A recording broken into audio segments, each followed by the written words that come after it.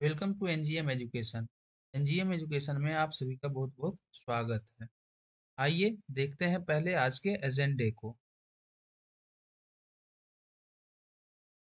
आज का जो एजेंडा है वो है बिहार स्पेशल। सिर्फ यहाँ जो प्रश्न होंगे आज के वीडियो में वो सिर्फ बिहार से संबंधित प्रश्न होंगे और ये होगा टीआरई 3-4, एस्टेट 24 और हेडमास्टर के लिए।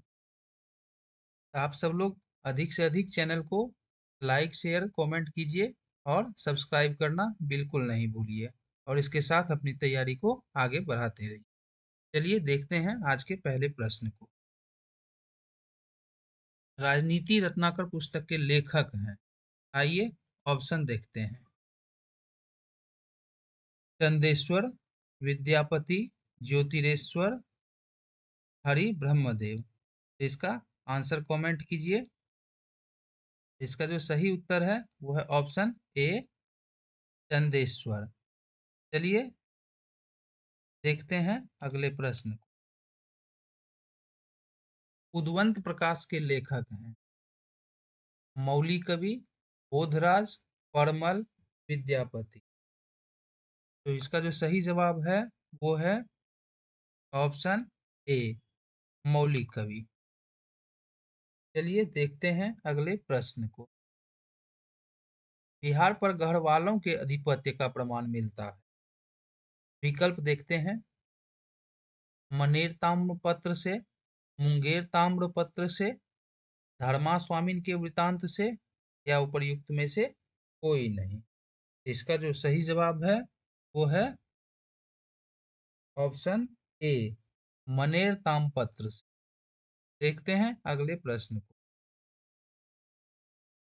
बिहार से प्राप्त मौर्यकालीन अभिलेखों की लिपि है।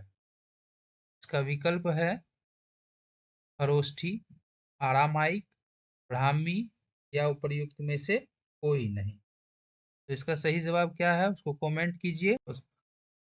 इसका सही जवाब है ऑप्शन सी, ब्राह्मी।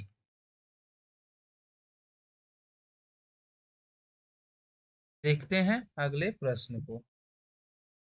बिहार के नवादा जिले के अफसर से प्राप्त अभिलेख में किस राजवंश के बारे में जानकारी मिलती?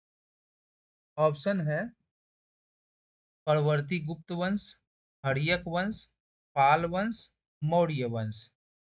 का जो सही जवाब है वो है ऑप्शन ए, परवर्ती गुप्त वंश। देखते हैं अगले प्रश्न को।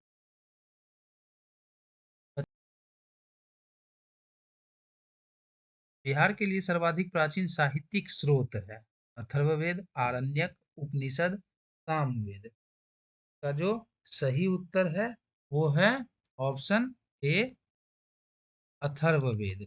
सबसे पुराना वेद में ऋग्वेद का नाम आता है और बिहार के लिए सर्वाधिक प्राचीन जो है साहित्यिक स्रोत वो अथर्ववेद कहलाता है। चलिए देखते हैं नेक्स्ट क्वेश्चन को। नालंदा के सराय टीला में उत्खनन से प्राप्त हुआ है और ये युग का बौद्ध विहार, गुप्त काल का मंदिर, पाल काल का बौद्ध विहार, शुंग वंश का बौद्ध विहार। इसका जो सही जवाब है वो है ऑप्शन सी, पाल काल का बौद्ध विहार। देखते हैं अगले प्रश्न को। विदेह के राजा जनक ने निष्क या सुवर्ण सतनाम उपहार में दिए, यह कहाँ वर्णित है? देखते हैं इसका विकल्प। बृहदारण्यक उपनिषद, शतपथ ब्राह्मण, छांदोग्य उपनिषद या उपर्युक्त में से कोई नहीं। इसका जो सही जवाब है वो है ऑप्शन ए, बृहदारण्यक उपनिषद। देखते हैं अगले प्रश्न को। इसके अनुसार प्राचीन बिहार में तपस्वी के रूप में भटकने वाले को वर्त्यस कहा जाता था। ऑप्शन है अथर्ववेद एवं पंचविश ब्राह्मण, ऋग्वेद, पुराण, सामवेद। इसका जो सही उत्तर है वो है ऑप्शन ए। देखते हैं अगले प्रश्न को। कौटिल्य के अर्थशास्त्र में किस पहलू पर प्रकाश डाला गया है? देखते हैं इसका विकल्प। आर्थिक जीवन, राजनीतिक नीतियां, धार्मिक जीवन, सामाजिक जीवन। इसका जो सही उत्तर है वो है ऑप्शन बी, राजनीतिक नीतियां। देखते हैं अगले प्रश्न को।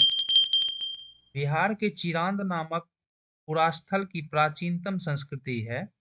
ऑप्शन है पुरा पाषाणिक संस्कृति, मध्य पाषाणिक संस्कृति, नव पाषाणिक संस्कृति या ताम्र पाषाणिक संस्कृति। और ये जो प्रश्न है आपका, ये 66वीं बीपीएससी में पूछा भी जा चुका है। तो इसका जो सही उत्तर है वो है ऑप्शन सी, नवपाषाणिक संस्कृति। चलिए देखते हैं अगले प्रश्न को। बिहार में आदि मानव के निवास के आरंभिक साक्ष्य कहाँ से प्राप्त हुई? विकल्प है चंपारण एवं मुजफ्फरपुर से, मुंगेर एवं नालंदा से, गया एवं डेहरी से, उपर्युक्त में से कोई नहीं। इसका जो सही जवाब है वो है ऑप्शन बी, मुंगेर एवं नालंदा से। देखते हैं अगले प्रश्न को। अथर्ववेद में व्रात्य शब्द का प्रयोग किस राज्य के लोगों के लिए किया गया है? ऑप्शन है विदेह, मगध, कुरु, अंग। तो इसका जो सही जवाब है वो है ऑप्शन बी, मगध। मगध के लोगों के लिए अथर्ववेद में व्रात्य शब्द का प्रयोग किया गया है, अथर्ववेद के एक सूक्त में। चलिए देखते हैं अगले प्रश्न को। बिहार के अंग, विदेह और वैशाली के राजाओं का विस्तृत वर्णन। ऑप्शन है ऋग्वेद, पुराण और महाकाव्यों में, सामवेद, उपनिषद में। इसका जो सही जवाब है वो है पुराण और महाकाव्यों में। अंग, विदेह और वैशाली के राजाओं का जो विस्तृत वर्णन है। देखते हैं अगला प्रश्न। कीकट किस राज्य को कहा गया है? ऑप्शन है विदेह, अंग, मगध, लिच्छवी। तो कीकट जो कहा गया है वो कहा गया है मगध को। Option C is the right answer. चलिए देखते हैं अगले प्रश्न को। इसके अनुसार माधव विदेह ने आर्य संस्कृति का विस्तार उत्तर बिहार में किया था। ऑप्शन है शतपथ ब्राह्मण, बृहदारण्यक उपनिषद, तैत्रेय ब्राह्मण या गार्गी संहिता। इसका जो सही जवाब है वो है शतपथ ब्राह्मण। शतपथ ब्राह्मण में माधव विदेह की कहानी है। मिथिला विदेह क्षेत्र में विस्तार एवं बसने का प्रमाण शतपथ ब्राह्मण से मिलता है। इसका नामकरण राजा विदेह के नाम पर किया गया। चलिए देखते हैं अगले प्रश्न को। निम्न में से कौन सा महाजनपद वर्तमान बिहार के क्षेत्र में स्थित नहीं था? ध्यान दीजिएगा, क्वेश्चन में कह रहा है नहीं था। आइए इसका विकल्प देखते हैं। अंग, वज्जी, वत्स, मगध। तो वर्तमान बिहार का जो था 16 जनपद कुल हुए थे, जिसमें अंग, वज्जी, मगध ये सब तो थे, वत्स एक नहीं थे। क्वेश्चन भी कह रहा स्थित नहीं था, इसलिए इसका सही उत्तर हो जाएगा ऑप्शन सी। चलिए देखते हैं अगले प्रश्न को। मगध तथा अंग महाजनपद को कौन सी नदी पृथक करती थी? देखते हैं विकल्प। अस्सी नदी, वरुण नदी, चंपा नदी या उपर्युक्त में से कोई नहीं। तो मगध और अंग महाजनपद को जो पृथक करने वाली नदी है वो चंपा नदी है। देखते हैं अगले प्रश्न। वज्जी संघ में कौन सा राज्य सम्मिलित नहीं थी? ऑप्शन है लिच्छवी, ज्ञात्रक, विदेह, चेदी। इसका जो सही जवाब है वो है ऑप्शन डी, चेदी।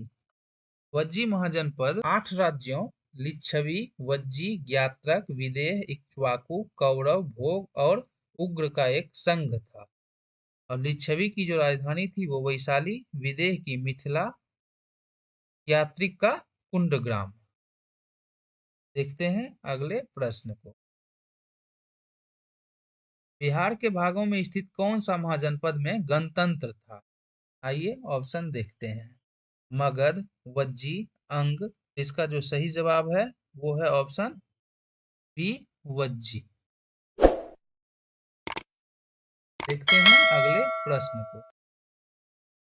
महावीर के जन्म स्थल कुंडग्राम बिहार के किस जिले में है? विकल्प देखते हैं इसका। पटना, वैशाली, मुंगेर, चंपारण। इसका जो सही उत्तर है वो है ऑप्शन बी, वैशाली। महावीर स्वामी का जन्म का वर्ष आमतौर पर 540 ईसा पूर्व माना जाता है। चलिए देखते हैं अगले प्रश्न को। प्रथम जैन संगीति की अध्यक्षता किसने की थी? ऑप्शन है देवर्धि क्षमा श्रमण, महाकश्यप, ताबक मीर, स्थूलभद्र। इसका जो सही उत्तर है वो है option D, Sthulabhadra. Next question. Jain धर्म के 12वें तीर्थंकर वसु पूज्य की जन्म स्थली थी। ऑप्शन है गया, पटना, चंपा, वैशाली। सही जवाब जो है इसका ऑप्शन सी है, चंपा। देखते हैं अगले प्रश्न को। राजगीर में आयोजित प्रथम बौद्ध संगीति में कौन से कार्य हुए? ऑप्शन है बौद्ध धर्म दो भागों यानी स्थाविर और महासंघिक के रूप में विभाजित हुआ। बुद्ध की शिक्षाओं का संकलन सूत और विनय पिटक में हुआ। बौद्ध धर्म दो भागों यानी हीनयान और महायान संप्रदायों में बटा। प्रयुक्त में से कोई नहीं। इसका जो सही जवाब है वो है ऑप्शन बी, बुद्ध की शिक्षाओं का संकलन सूत और विनय पिटक में हुआ। हीनयान महायान तो ये जैन धर्म से संबंधित है। देखते हैं अगले प्रश्न को। बोध गया में महाबोधि मंदिर बनाया गया जहां गौतम बुद्ध पैदा हुए थे। गौतम बुद्ध को ज्ञान प्राप्त हुआ। गौतम बुद्ध ने अपना प्रथम प्रवचन दिया। गौतम बुद्ध की मृत्यु हुई। तो गौतम बुद्ध महाबोधि मंदिर से किस प्रकार संबंधित है यह पूछा जा रहा है। तो गौतम बुद्ध का जन्म जो है वो नेपाल लुम्बिनी में हुआ है। गौतम बुद्ध को ज्ञान जो प्राप्त हुआ है वो महाबोधि वृक्ष के नीचे हुआ था। और गौतम बुद्ध ने अपना प्रथम प्रवचन जो दिया था वो सारनाथ में दिया था। और गौतम बुद्ध की मृत्यु जो हुई थी वो पावापुरी में हुई थी। तो इसलिए इसमें चारों क्रम दिया गया है महात्मा बुद्ध से रिलेटेड। तो महाबोधि मंदिर का जो संबंध है वहां गौतम बुद्ध को ज्ञान प्राप्त हुआ था। तो सही उत्तर इसका जो है ऑप्शन बी हो गया। देखते हैं अगले प्रश्न को। प्राचीन भारत में साम्राज्यवाद की शुरुआत और विकास का श्रेय दिया जाता है। ऑप्शन है मगध को, कन्नौज को, वज्जी को, विदेह को। इसका जो सही जवाब है वो है ऑप्शन ए, मगध को।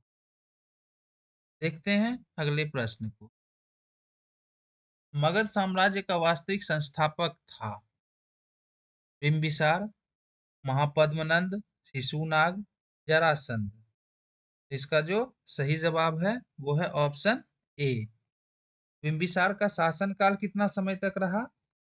तो इसका शासनकाल जो माना जाता है वो माना जाता है 544 ईसा पूर्व से 493 ईसा पूर्व तक। देखते हैं अगले प्रश्न को। राजगीर में दुर्ग तथा स्तूप की स्थापना मगध के किस शासक ने की? आइए देखते हैं इसका विकल्प। बिंबिसार, अजातशत्रु, उदयन, उपर्युक्त में से कोई नहीं। इसका सही जवाब है ऑप्शन बी, अजातशत्रु। चलिए देखते हैं अगले प्रश्न को। प्रथम मगध साम्राज्य का उत्कर्ष किस शताब्दी में हुआ था? ऑप्शन है ईसा पूर्व चौथी शताब्दी, ईसा पूर्व छठी शताब्दी, ईसा पूर्व दूसरी शताब्दी, ईसा पूर्व पहली शताब्दी। तो इसका जो सही उत्तर है वो है ऑप्शन बी, ईसा पूर्व छठी शताब्दी। Next question.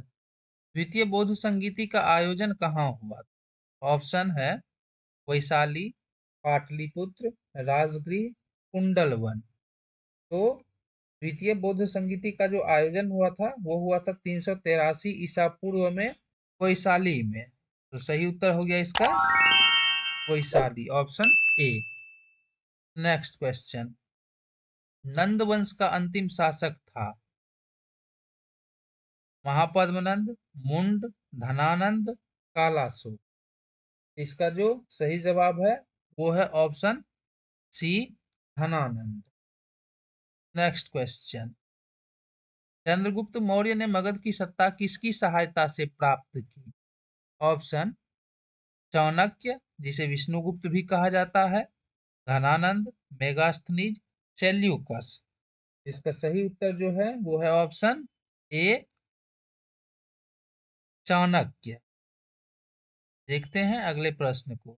चंद्रगुप्त मौर्य के दरबार में मेगास्थनीज को भेजने वाला शासक था, ऑप्शन है सिकंदर, सेल्यूकस, डेमेट्रियस, डिमोक्लिस। इसका जो सही जवाब है वो है ऑप्शन बी, सेल्यूकस।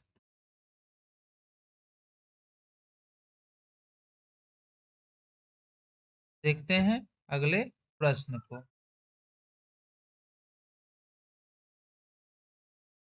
वह स्रोत जिसमें पाटलिपुत्र के प्रशासन का वर्णन उपलब्ध है वह है दिव्यवदान, अर्थशास्त्र, इंडिका, अशोक के शिलालेख। तो इसका जो सही जवाब है वो है इंडिका। नेक्स्ट क्वेश्चन इज, तृतीय बौद्ध संगीति का आयोजन कहाँ हुआ था? ऑप्शन है राजगृह, वैशाली, कुंडलवन, पाटलिपुत्र। इसका जो आंसर है वो है ऑप्शन डी, पाटलिपुत्र। ये हुआ था 251 ईसा पूर्व। नेक्स्ट क्वेश्चन, अशोक ने अपने धम्म यात्रा के अंतर्गत सर्वप्रथम किस जगह की यात्रा की? लुम्बिनी, कुशीनगर, बोध गया, वैशाली। तो सही उत्तर जो है इसका ऑप्शन सी है, बोध गया। नेक्स्ट क्वेश्चन, बिहार के किस स्थान से मौर्य काल में बने जैन तीर्थंकरों की प्रतिमा प्राप्त हुई है? ऑप्शन सोनपुर वैशाली, लोहानीपुर पटना, वसाड़ वैशाली, भागलपुर। इसका जो सही जवाब है वो है option B, Lohanipur Patna. Next question, केवल वह स्तंभ जिसमें अशोक ने स्वयं को मगध का सम्राट बताया है, मास्की का लघु स्तंभ, रुम्मिनदेही स्तंभ, कीन स्तंभ या भाब्रू स्तंभ। का जो सही उत्तर है वो है ऑप्शन डी, भाब्रू स्तंभ। नेक्स्ट क्वेश्चन, अशोक की राजधानी कहाँ थी? ऑप्शन पाटलिपुत्र, वाराणसी, सांची, उज्जैनी। तो इसका जो सही उत्तर है वो है option A, Pataliputra. Next question, Devanampriya के नाम से किस शासक ने अपने आप को संबोधित किया है? तो सही उत्तर जो है इसका ऑप्शन बी है, अशोक। नेक्स्ट क्वेश्चन, शुंग वंश का संस्थापक था पुष्यमित्र, बृहद्रथ, वसुमित्र, देवभूमि। इसका जो सही उत्तर है वो है ऑप्शन ए, पुष्यमित्र। नेक्स्ट क्वेश्चन, पाटलिपुत्र पर यवन डेमेट्रियस का आक्रमण किस वंश के शासन के समय हुआ था? कण्व वंश, मौर्य वंश, नंद वंश, चुंग वंश। तो इसका जो सही जवाब है वो है ऑप्शन डी, शुंग वंश। नेक्स्ट क्वेश्चन इज, शुंग कला के उत्कृष्ट नमूने बिहार के किस स्थान से प्राप्त होते हैं? कैमूर, समस्तीपुर, बोधगया, सिवान। तो इसका जो सही उत्तर है वो है option C, Bodhgaya. Next question, Gargi Samhita में पाटलिपुत्र पर यवनों के आक्रमण का उल्लेख है, यह आक्रमण किसके शासनकाल में हुआ? चंद्रगुप्त द्वितीय, वसुदेव, धनानंद, पुष्यमित्र, शुंग। इसका जो सही जवाब है वो है option D, Pushyamitra Shunga. Next question, Bihar में गुप्त शक्ति के संगठन का श्रेय दिया जाता है, ऑप्शन है चंद्रगुप्त प्रथम को, चंद्रगुप्त द्वितीय को, समुद्रगुप्त को, कुमारगुप्त को।